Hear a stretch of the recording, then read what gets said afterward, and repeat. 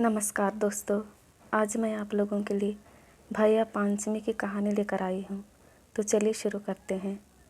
एक राजा था, उसके 7 बहू बेटे थे। 6 बहुओं का पीहर था, लेकिन 7वीं बहू का पीहर नहीं था। 6 बहुएं एक दिन कुएं पर पानी भरने गई तो आपस में कहने लगी कि जल्दी जल्दी पानी भर लो, फिर धोख मारने जाना है। उन 6 बहुओं से किसी ने पूछा कि तुम्हारी जेठानी क्या कर रही है। इस पर 6 बहुएं बोली कि वह तो चरखा कात रही है। फिर वह कहने लगी कि उसे क्या पता कि भैया पांचे क्या है, इसका क्या मतलब है, क्योंकि उसका ना तो पीहर है और न ही उसका कोई भाई है। सभी बातें एक सांप सुन रहा था और बात सुनने के बाद वह उन 6 बहुओं के पीछे चलने लगा।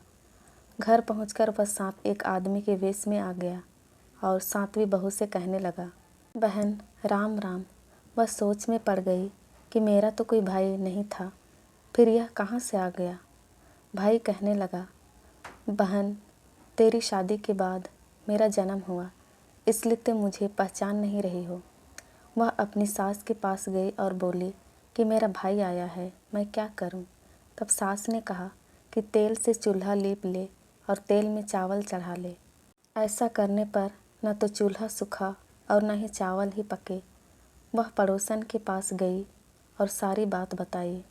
तब पड़ोसन ने कहा कि मिट्टी से चूल्हा लीप ले और पानी में चावल चढ़ा।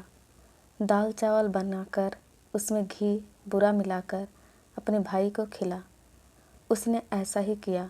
लीपने के बाद भाई ने कहा, बहन मैं तुम्हें घर ले जाने आया हूँ। बहन को साथ लेकर भाई जंगल में गया और वहाँ जाकर बहन से कहने लगा कि मैं अब सांप बन जाऊँगा, लेकिन तुम डरना नहीं। मेरी पूँछ पकड़कर मेरी बोबी के अंदर मेरे पीछे पीछे आ जाना। बोबी में पहुँचने के बाद भाई बहन बोलने लगे कि हमारी बहन आई है। भाभी बोली कि हमारी ननद आई है। भतीजे बोले हमारी बुआ आई है। बच्चों की माँ हर रोज़ घंटी बजाकर बच्चों को बुलाती और उनके आने पर उन्हें दूध पिलाती और वह 7वीं बहू यह सब देखती रहती। एक दिन माँ से छोटी बहन भाइयों को दूध पिलाने की जिद करने लगी। तब माँ ने कहा, दूध तो पिला ले, लेकिन गर्म दूध पर घंटी मत बजाना। उसने गलती से गर्म गर्म दूध पर घंटी बजा दी, जिसके पीने से किसी की जीभ तो किसी के मुंह और किसी का फन जल गया। सब गुस्से से कहने लगे कि इसने हमें जलाया है और हम इसे खाएंगे। इस पर माँ ने कहा कि इससे गलती हो गई है, मैं इसकी ओर से सभी से माफ़ी मांगती हूँ, इसे छोड़ दो। कुछ समय बाद उसकी भाभी को लड़का हुआ तो भाभी ने कहा, ननद मांगो तुम्हें क्या चाहिए। ननद के मांगने पर भाभी ने उसे 9 लाखा हार दे दिया और कहा कि अगर इस हार को तुम पहनोगी तो यह हार ही रहेगा, लेकिन अगर कोई और पहनेगा तब यह सांप बन जाएगा।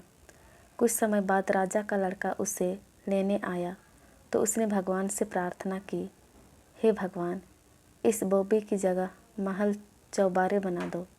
जब राजा के लड़के वहाँ रहते हुए 2.5 दिन हो गए तब वह अपनी पत्नी को लेकर चला। विदा करते समय उन्होंने उसे बहुत से दास दासी, हाथी घोड़े, धन दौलत देकर विदा किया। लेकिन जाते समय राजा का लड़का अपनी धोती भूल आया और जब रास्ते में उसे ध्यान आया तब वह कहने लगा कि मैं अपनी धोती लेकर आता हूँ। तब उसकी पत्नी बोली कि उन्होंने हमें इतना सब कुछ दिया है और आप अपनी पुरानी धोती लेने जाओगे, मेरी भाभियाँ क्या कहेंगी। लड़का बोला कि ऐसा नहीं होता, ये नई चीज़ मिलने पर पुरानी को भूल जाओ। वह कहने लगा कि मैं तो अपनी पुरानी धोती लेकर ही आऊँगा। राजा के लड़के ने भी अपनी पुरानी धोती को लेने की जिद पकड़ ली थी। राजा के लड़के ने वापस आकर देखा कि वहाँ कोई महल चौबारे नहीं हैं और उसकी धोती एक किक्कर के पेड़ पर लटक रही थी। यह देखकर राजा का लड़का अपनी पत्नी पर तलवार टांग कर खड़ा हो गया कि सच सच बता कि बात क्या है, वरना मैं तुझे मार डालूँगा। इस पर पत्नी ने बताया कि कुएं पर पड़ोसन को देवरानी जेठानी बातें कर रही थी कि भैया पांचे क्या होती है। मैं क्या जानूं, क्योंकि मेरा तो पीहर ही नहीं है। यह सब सार्प देवता सुन रहे थे और वही मेरे धर्म भाई बने। आपके आने की सूचना पाकर मैंने तो भगवान से 2.5 दिन का पीहर मांगा था।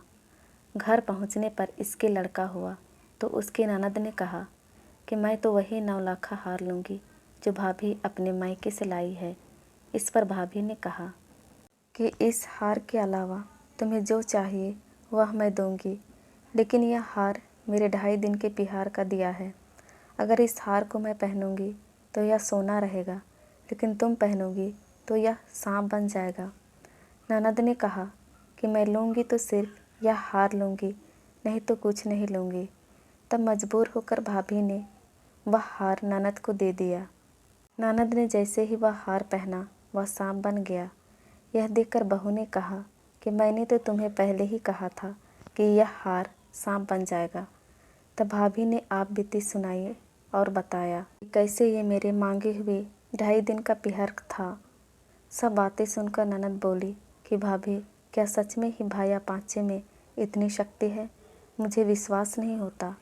तब बहू के ससुर अर्थात राजा ने यह अपने राज्य में ढिंढोरा पिटवा दिया कि लगते सावन की पंचमी को सभी भाया पांचे मनाएं।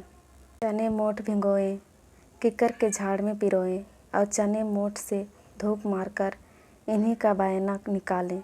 कहते हैं कि इस कथा को कहने वाले का और कथा सुनने वाले का भी भला होता है। दोस्तों, भाया पंचमी की कहानी आपको कैसी लगी प्लीज़ कमेंट करके ज़रूर बताइएगा।